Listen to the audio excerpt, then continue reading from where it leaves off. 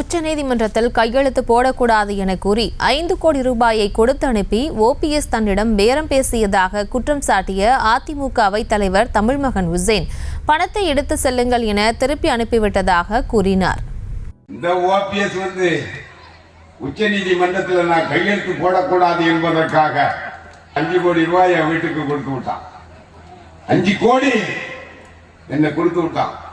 போடா ராஸ்கல் வெளியாருங்கடான்னு சொல்லி வந்தவனை திருப்பி அனுப்பிக்கிட்டு எடப்பாடியார் வீட்டில் போய் சொன்னேன்.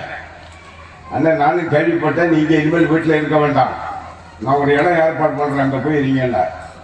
எனக்காக ராஜ்பவன் ஒரு லாட்டில் ஒரு தனியாக ரூம் போட்டு கொடுத்து 15 ஐயாட்களை என் கூட வச்சு என்னை தனி ரூம்ல வச்சாரு. எனக்கு அச்சுறுத்தல் வந்தேன்.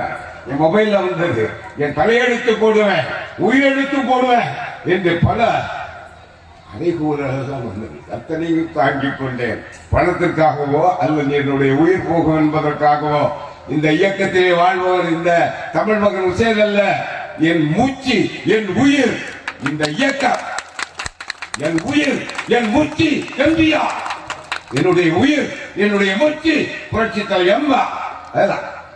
நான் ஒரு சீனியர் விவசாயி. நான் தெரிவித்துக் கொள்கிறேன், என்னுடைய கணிப்பு சரியாக இருக்குமே ஆனால் இந்த நாடாளுமன்ற தேர்தலுக்கு பிறகு 6 மாதம் இல்லை 8 மாதத்தில் சட்டமன்ற தேர்தல் வரும் என்ற நம்பிக்கை எனக்கு இருக்கிறது.